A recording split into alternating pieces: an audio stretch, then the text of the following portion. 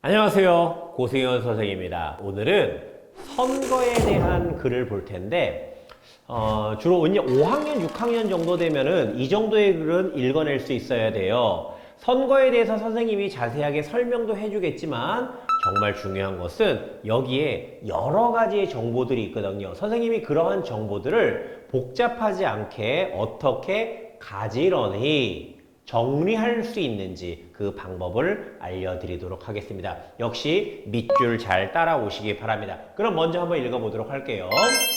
국민이 나라의 주인이 되어 권리를 갖고 그 권리를 자유롭고 평등하게 행사하는 정치 제도를 민주주의라고 한다. 자, 이게 민주주의의 핵심입니다. 바로 핵심은 뭡니까? 권리를 갖고 그 권리를 자유롭고 평등하게 쓸 수 있어야 돼. 이 행사.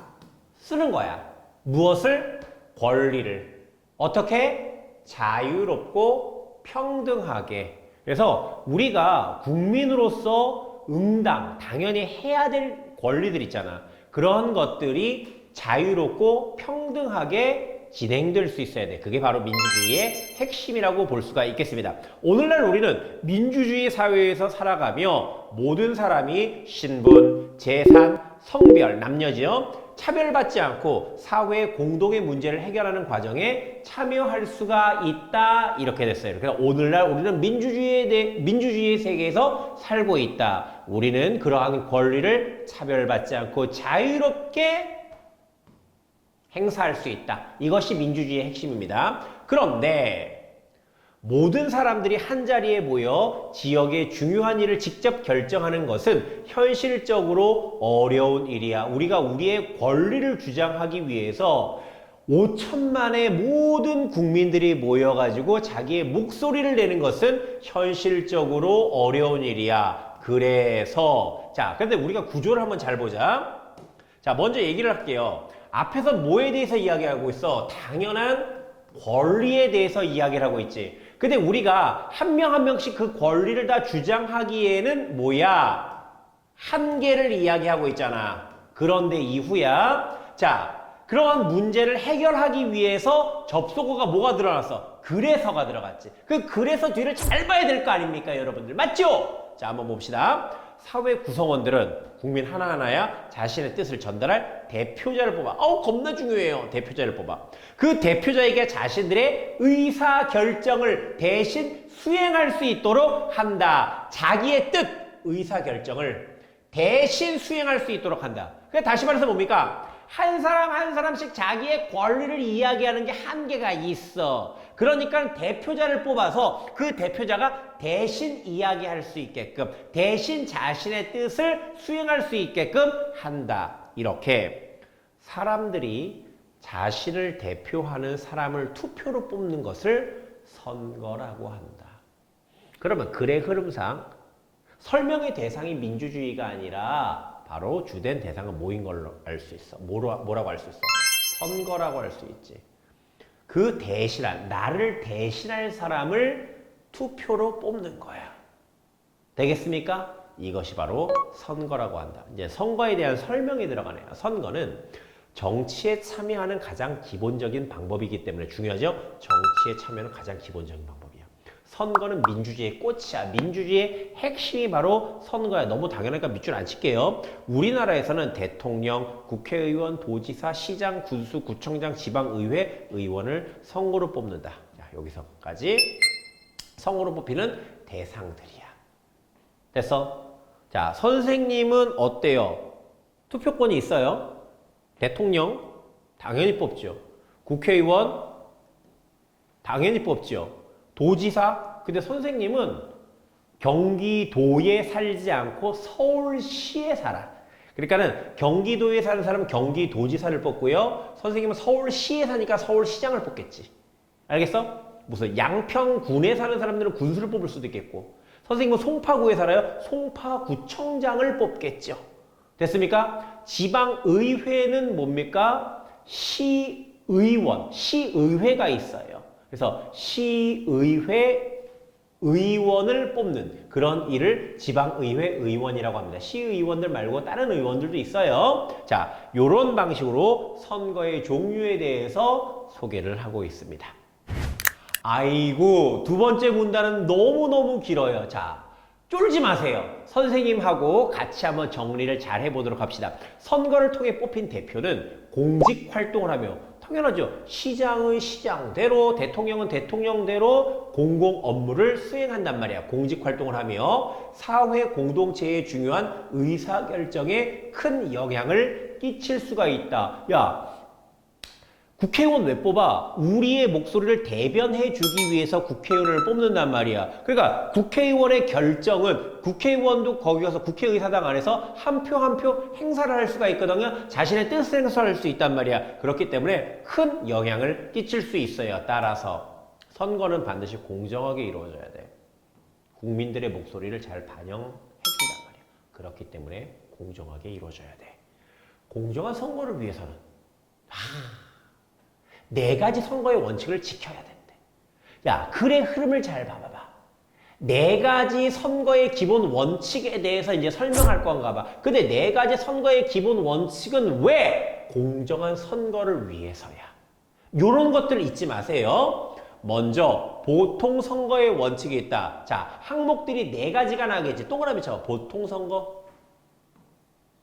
얘는 뭐야? 선거일 기준으로 만 18세 이상의 국민이면 선거에서 투표에 참여할 수 있는 권리인 선거권을 누구나 가질 수 있다는 원칙이야. 핵심은 뭡니까? 보통 선거는 만 18세 이상만 참여해라.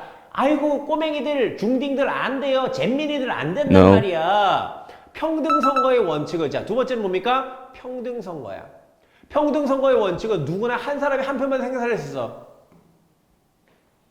선생님 잘생겼죠? 잘생긴 놈은 두 표 주세요. No. 이런 거 없다 이 소리야. 돈 많은 사람 있어요. 재벌 총수들. 야, 나는 돈 많으니까 나는 세 표씩. 난 세금 많이 내잖아. 난 세 표씩. No. 이런 거 안 된다 이 소리야. 직접 선거의 원칙은 직접 선거가 있나 봐. 자신이 직접 해야 돼. 선생님 저 코로나 걸렸어요. 코로나 걸렸으니까요. 우리 엄마가 가서 제가 누구 기호 몇 번 뽑으라고 얘기할 테니까 엄마가 가서 직접 대신해 주세요. No. 안 된다 이 소리야. 뭔 말인지 알겠습니까? 마지막으로 비밀 선거는 누구에게 투표했는지 다른 사람이 알 수 없도록 해야 된다는 원칙이 있다.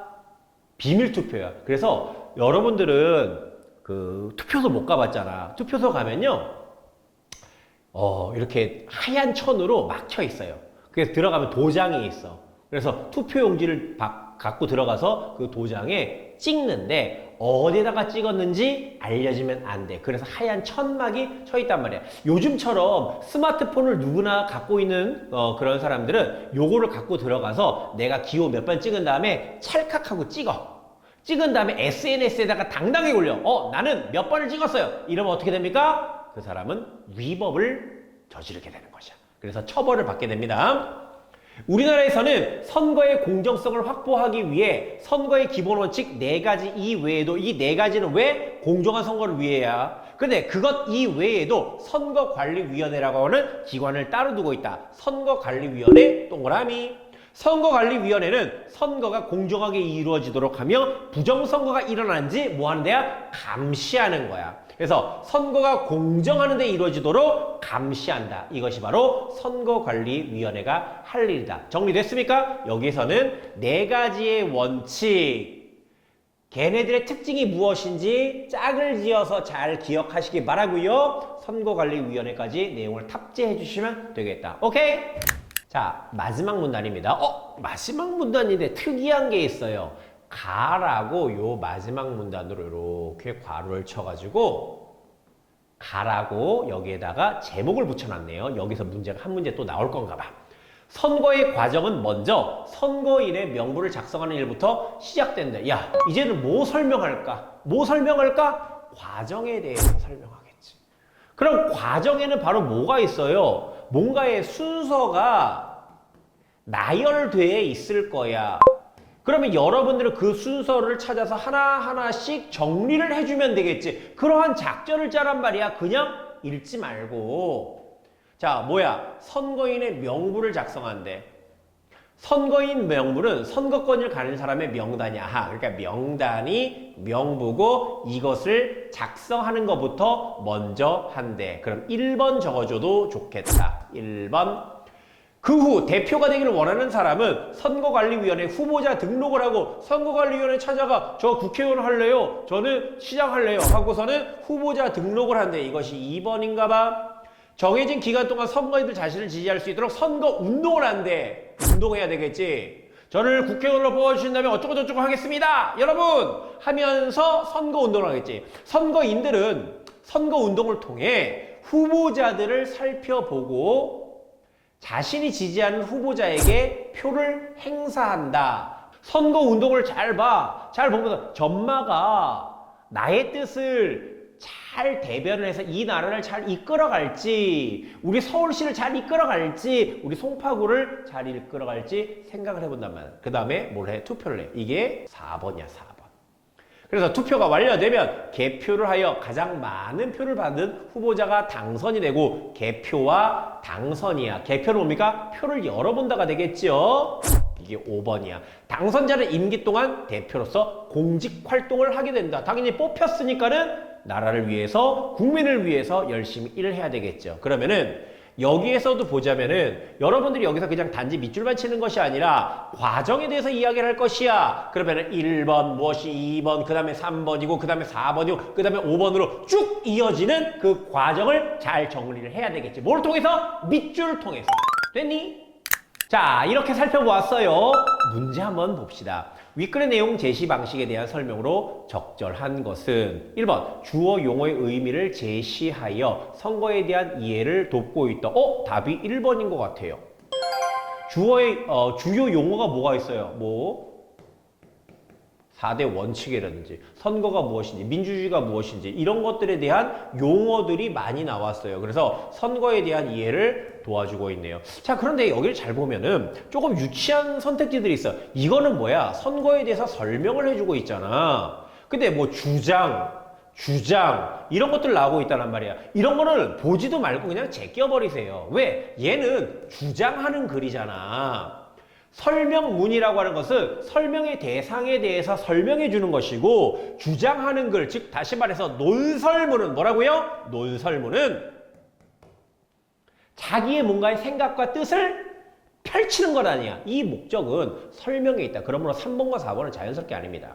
자, 선거의 과정을, 과정이 있었는데 구체적인 예시를 들어 단계별로 제시하고 있다. 선거의 과정을 설명해 주기는 하지만은 구체적인 예시라고 하는 것이 나와 있지 않아요. 2번도 제껴. 5번, 선거가 탄생한 원인과 결과를 제시해. 선거는 왜 탄생했냐?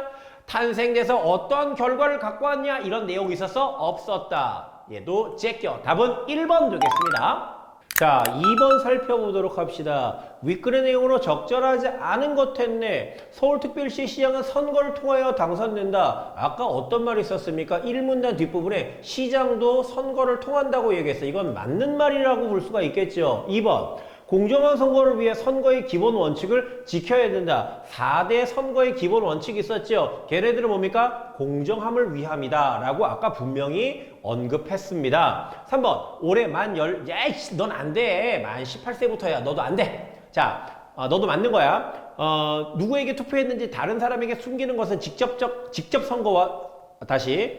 선거의 원칙을 지킨 것이다. 직접 선거가 나왔죠. 직접 선거는 뭐야? 나의 뜻은 내가 직접 해야 돼. 그럼 앞에 있는 말은 뭡니까? 4대 원칙 중에 얘는 비밀에 해당되는 것이지. 그래서 직접과 비밀을 연결죠? 에이, 넌 말도 안 돼. 그러므로 답은 4번 되겠습니다. 5번. 우리나라에는 선거가 공정하게 이루어지기 위해 선거 과정을 하려는 기관이 있다. 그 기관은 뭡니까? 선거관리위원회. 이렇게 되겠죠. 자, 가는 선거의 과정이었어. 선거의 과정을 단계별로 적절하게 제시한 것은 이거는 하지 말자. 여러분들의 밑줄을 잘 따라가다 보면 얘는 답이 5번이라고 하는 것을 확인할 수가 있겠습니다. 선거인 명부 작성, 후보자 등록, 선거운동, 투표, 개표 및 당선자 결정. 요건 너무 쉬우니까 넘어가도록 할게요. 자, 4번 문제가 있는데 보기 문제는 좀 복잡해요, 선생님. 그런데 쫄지 마세요. 자, 윗글을 참고하여 보기의 상황에 대한 설명이야. 그러니까는 윗글을 참고하라면 답의 근거는 어디에 있다? 윗글에 당연히 있겠지. 그러니까 이 보기의 내용만 잘 한번 보자. 자, 이번 대통령 선거에서 민수는 투표를 할 수 있었지만 민수는 투표할 수 있었대? 얘 뭐야? 만 18세 이상. 동생인 영수는 선거에 참여할 수가 없었어. 얘는 뭐야? 만 18세 미만이 되겠지. 정리했습니다. 민수는 신중한 선택을 하기 위해 후보자들을 꼼꼼히 비교해보고 누구에게 투표할지 결정했다. 선거일에 민수는 외출 일정이 없었지만 선거에 참여하기 위해 신분증을 챙겨 일부러 밖에 나와 투표소로 향했대. 민수는 SNS에 자신의 선거에 참여했다는 것을 남기는 것을 찍어 올렸는데, 야, 투표 용지를 찍었다는 말이 없잖아. 선거에 참여했다는 것만 남겼어. 이때 표의 내용이 다른 사람들에게 들키지 않도록 유의했다. 그러니까 자기가 몇 번 찍었는지 그거는 보여주지 않았다. 그럼 위에 있는 요소들하고 하나하나씩 연결되는 거 눈치챘습니까? 1번부터 읽어보도록 합시다. 민수가 선거에 참여한 과정에서 선거의 기본 원칙 4가지가 모두 지켜졌다고 했어. 자, 4가지 원칙은 뭐 있었어? 보통선거, 이건 뭐야? 나이하고 연결되는 거잖아. 오케이. 평등선거, 한 사람이 한 표씩. 직접선거, 지가 직접 나갔어. 비밀선거, SNS에 올리긴 했지만 내가 누구를 찍었는지를 밝히지 않고 있어. 그러므로 4가지가 모두 지켜졌다. 이거 괜찮은데? 그럼 너는 제껴. 2번. 보통 선거의 원칙을 고려하면 영수는 만 18세가 되지 않았을 것이다. 영수는 어때요? 만 18세가 안 됐기 때문에 선거에 참여할 수가 없었대. 괜찮아. 제껴. 3번. 민수가 신분증을 챙겨 투표소를 향한 것은 보통 선거의 원칙과 전혀 상관이 없다라고 이야기했어요. 야, 보통 선거는 뭐야? 나이를 증명해야 돼요. 맞지요? 근데 신분증에는 뭐가 있어요?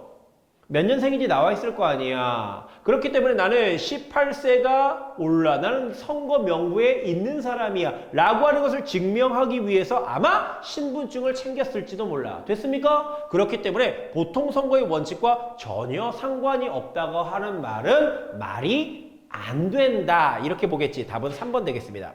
4번. 민수가 일부러 밖에 나온 것은 직접 선거의 원칙을 지키기 위해서야. 지가 직접 나왔어. 왜? 내가 직접 뽑기 위해서. 5번. 민수가 SNS에 사진을 올리면서 유의한 이유는 비밀 선거의 원칙을 지키기 위해서이다. 아까 선생님이 설명했죠? 내가 참여했다는 것을 남겼지만은 표의 내용이 다른 사람들에게 들키지 않도록 유의했대. 그렇기 때문에 비밀 선거의 원칙을 지키기 위함이야. 답은 몇 번입니까? 3번. 여러분들. 이 글은요, 선거의 공정성을 위한 4대 원칙, 그리고 선거의 과정, 요것만 밑줄 치면서 잘 정리했으면은 이렇게 복잡한 문제들도 쉽게 풀 수 있다. 이것을 증명해주는 내용이다. 감사합니다. 고스견이었습니다.